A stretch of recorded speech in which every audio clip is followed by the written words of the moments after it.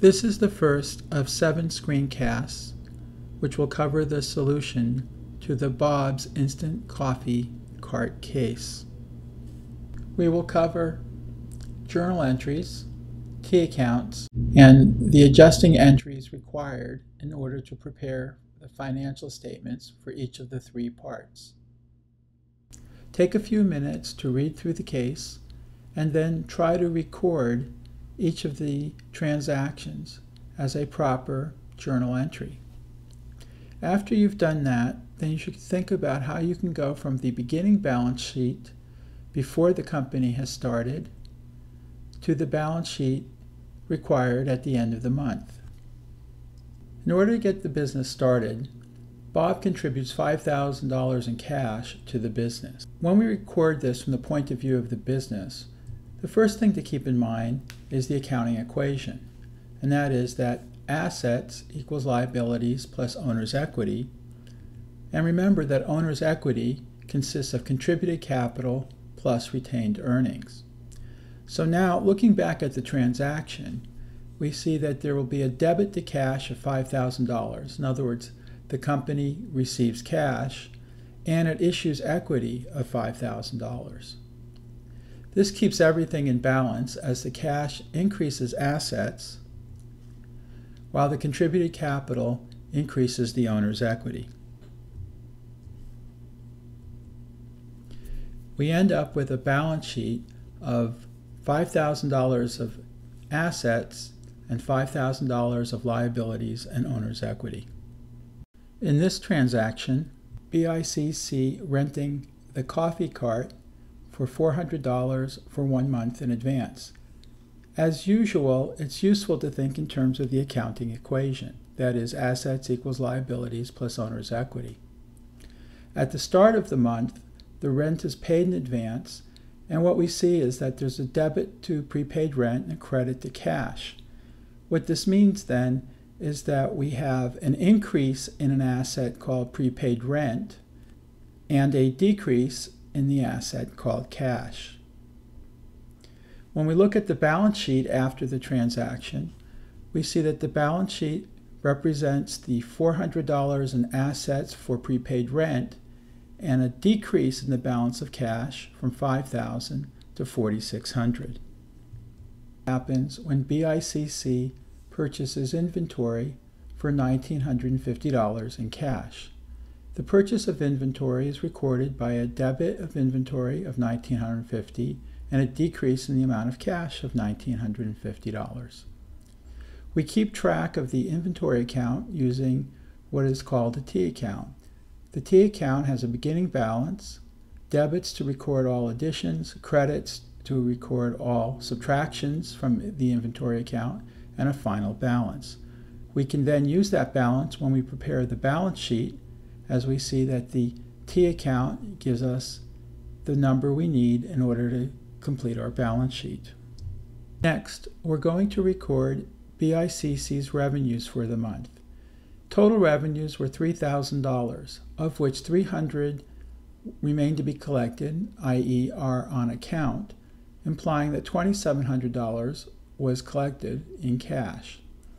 Note that sales revenue of $3,000 is a credit, and this is because sales revenue is an owner's equity account, and sales increase owner's equity.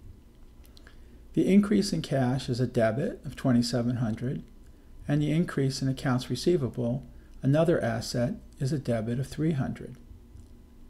If we compare the balance sheets before the journal entry with the one after the journal entry, we see that cash has increased from $2,650 by $2,700 to $5,350, and accounts receivable has gone from a balance of 0 to a balance of $300. Note also that retained earnings has gone from a balance of 0 to a balance of $3,000. Next, we look at how BICC is going to account for cost of goods sold. If we look at the inventory T account, we notice that we started with a balance of 0, had purchases of $1,950, and then at the end of the month, they counted the inventory and determined that $350 was the value of inventories. So therefore, how much is cost of goods sold? Well, this is not too hard. We can determine that the cost of goods sold is equal to $1,600. And that's the credit needed in order to balance the inventory T account. So if the reduction in inventory is $1,600, then cost of goods sold must have been $1,600. We can now use that information to prepare the balance sheet. And once again, this is fairly simple, since we know that the balance in inventory is $350, so we can take that from the T account and move it to the balance sheet.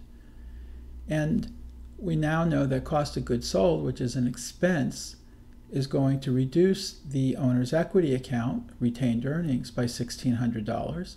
And so that balance goes from $3,000 to $1,400.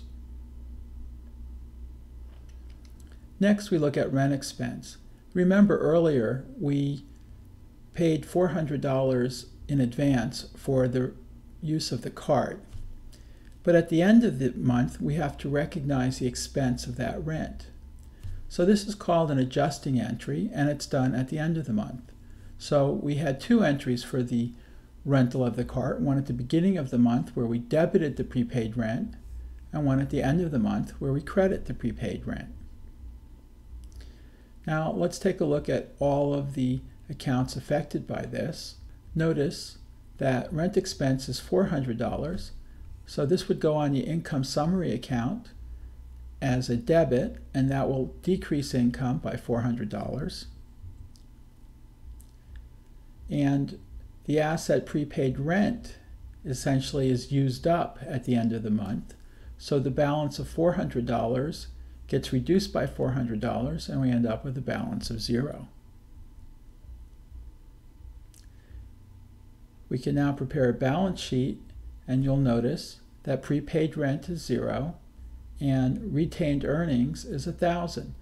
Now, the owner's equity income summary account being $1,000 and retained earnings being $1,000 isn't what always happens. It's just that in the first month of operations, when retained earnings started at $0, if we have an increase of income at the end of the period of $1,000, well, $1,000 plus 0 gives us an ending balance of $1,000.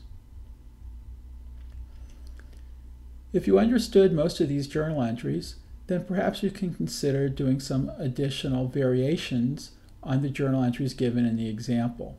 So look at these possibilities and consider how they would change the journal entries and balance sheet and income statement.